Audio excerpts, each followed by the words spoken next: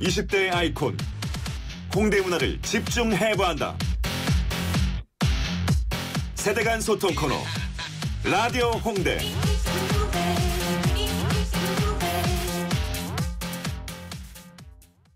네, 이 취향이라고 하는 것 다 개인차가 있지만요. 요즘 20대들은 자기가 원하는 것을 직접 만들어서 하는 셀프족들이 많다고 합니다. 오늘 라디오 홍대에서는요. 20대의 취향에 대해서 알아보도록 하겠습니다. 대학내일 20대 연구소 임희수 연구원과 함께합니다. 안녕하세요. 네, 안녕하세요. 요즘 뭐 가요를 보니까 취향 저격 이런 노래도 있더라고요. 네, 자, 맞습니다. 개인마다 취향은 다 다른 것이지만 이 20대를 관통하는 취향의 특징 어떤 겁니까? 네, 그 20대의 취향은 매우 다양하지만 또 그때그때 유행하는 트렌드가 있지요. 그래서 제가 오늘 말씀드릴 것도 최근에 눈에 띄는 이른바 셀프 메이커족입니다. 그래서 이것은 기존에 있던 서비스를 이용하는 것이 아니라 좀 수고스럽지만 본인이 발품을 팔아서 자기 취향에 맞는 물건을 구하고 이용하려고는 그런 경향을 말하고요. 또는 이제 아예 이것도 다 성에 안 찬다 싶으면은 본인 스스로 만들려고 하는 그런 친구들을 말합니다. 어려운 길로 보여지는데 이 셀프 메이커, 셀프 메이드의 사례는 어떤 게 있어요? 대표적으로는 셀프 인테리어나 셀프 웨딩을 들 수 있는데요. 이 셀프 인테리어는 뭐 짐작하시겠지만 20대 사이에서 자취방 꾸미기가 아주 유행입니다. 그래서 뭐 보통은 이제 월세의 원룸 방이지만은 이 적은 비용으로 본인들의 삶의 질을 좀 우아하게 높이고자 하는 그런 이제 인식이 높아지고요. 그래서 이 친구들이 이제 선반 달기나 뭐 페인트 칠도 직접 하고요. 여기서 시작을 해서 좀 쾌적한 더 환경을 만들기 위해서 이제 향초나 디퓨저, 그다음에 드라이 플라워 같은 작은 소품들도 직접 만들고 있습니다. 그래서 포털에서 향초 만들기 이렇게 검색만 해봐도 재료를 사는 것에서부터 만드는 방법까지 뭐 어떤 뭐 실패의 노하우라든지 이런 것들까지 상세하게 나와 있고요. 그 여러 가지 또 커뮤니티들이 많은데요. 공구 프린스, 뭐 문고리.com, 데코리 셀프 인테리어 가이드 이런 그런 그 셀프 인테리어에 관련한 커뮤니티들이 굉장히 많습니다. 그래서 이런 커뮤니티에 들어가서 서로 이제 자기들이 인테리어를 한 후기들을 올리고 또 이런 것들을 이제 온라인 집들이라고 합니다. 그래서 서로 이제 온라인 집들이를 하는 그런 모습들을 발견을 할 수가 있습니다. 네. 온라인 집들이에요. 특이하네요. 네네. 그리고 또 셀프 웨딩 같은 경우는 이제 보통 결혼 준비의 3대 요소라고 하는 이제 스드메, 그 스튜디오 드레스 메이크업의 공식을 깬 건데요. 이것들을 깨고 이제 필요한 것만 내가 직접 발품을 팔아서 준비를 하겠다. 이런 사람들이 말을 합니다. 그래서 흔히 이제 200~300만 원을 호가하는 이제 스튜디오 촬영을 자기들끼리 직접 찍어서 한 1~20만 원짜리 셀프 촬영으로 대체를 하고요. 그리고 보통 이제 웨딩드레스가 한 300만 원 정도 한다고 하는데 이런 것들을 해외 직구를 통해서 찾아낸 30만 원짜리 드레스로 대신하기도 합니다. 그래서 이런 셀프 메이드의 영역이 점점 넓어져서 최근에는 뭐 미용이나 의료까지 확대가 되었다고 하고요. 그 기존의 네일샵에서나 고가의 어떤 에스테틱에서 받을 수 있었던 그 네일 아트를 집에서 직접 하는 그런 셀프 네일족들도 늘어나고 있고요. 또 이런 수십만 원이 드는 치아 미백 시술을 집에서 간편하게 할 수 있는 셀프 치아 미백 등도 많이 하고 있다고 합니다. 네, 듣다 보니까 굉장히 알뜰한 경제 절감 효과도 있을 것 같은데요. 네. 자, 그런데 이런 셀프메이드 취향을 갖는 이유는 뭘까요? 자신의 개성을 좀 표현하고 싶은 그런 욕구일까요?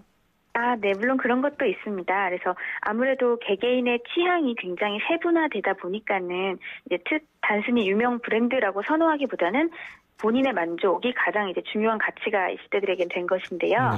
그 20대 셀프족은 자신이 원하는 것이 무엇인지를 스스로가 가장 잘 알고 있기 때문에 남에게 맡기기보다는 직접 찾아 나서는 거고요. 그리고 아까 말씀하신 대로 비용 절감의 이유도 큽니다. 그래서 무턱대고 이제 비싼 브랜드나 고급 서비스를 이용하기보다는 자기에게 필요한 것만 스스로 찾아서 하기 때문에 합리적인 비용으로 원하는 것을 얻을 수 있다는 것이 또 큰 부분이고요. 무엇보다 자신이 주체가 돼서 이런 셀프 메이드 과정을 즐기게 되었다는 것이 20대가 이런 취향을 갖게 된 가장 큰 이유라고 생각을 합니다. 네. 그런데요. 이게 꼭 20대만의 전유물일까 싶으면 네네. 제 세대의 이제 친구들도 느닷없이 나이 들어서 이 목수일을 배워서 직접 가구도 만들고 DIY는 전 세대로 지금 유행하고 있기도 하잖아요. 그렇죠. 그럼 20대의 취향이 다른 세대와 다른 차별점 뭔가요? 네.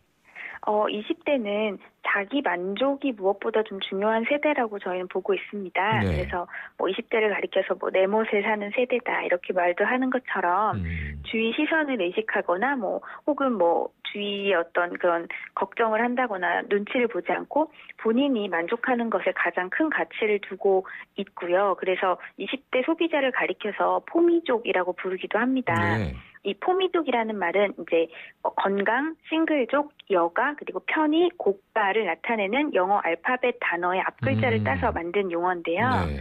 그 자신이 가치를 두는 제품에 과감한 투자를 아끼지 않는 사람을 말하고요.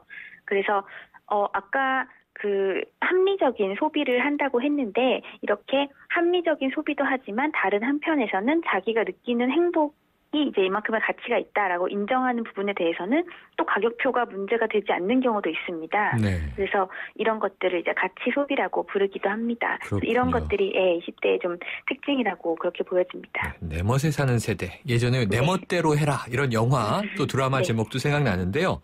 자, 네. 우리가 좀 추상적인 취향, 20대에게 취향이란 뭔가요? 네. 네, 20대에게 취향은 매우 중요한 삶의 기준이라고 말을 할 수 있을 것 같은데요. 네. 그 자기를 설명을 잘 할 수 있고 그리고 자기와 같은 사람을 찾아내는 일종의 코드이기도 합니다. 그래서 아까 초반에도 말씀하셨듯이 20대가 자주 사용하는 말 중에 실제로 취향 저격이란 말을 자주 사용을 합니다. 노래 제목이 그걸 차용한 거겠군요. 네, 맞습니다. 네. 그래서 사실 취향 저격이라는 말은 정말 완전히 내 취향이다 이런 뜻인데요. 그렇게 이만큼 자기의 취향을 발견하는 것 자체를 굉장히 즐겁게 생각을 하고요. 또 그렇게 자기의 취향에 잘 맞는 뭐 콘텐츠라든지 장소나 음식 등을 경험했을 때 이런 취향 저격 당했다 이렇게 말을 사용을 합니다.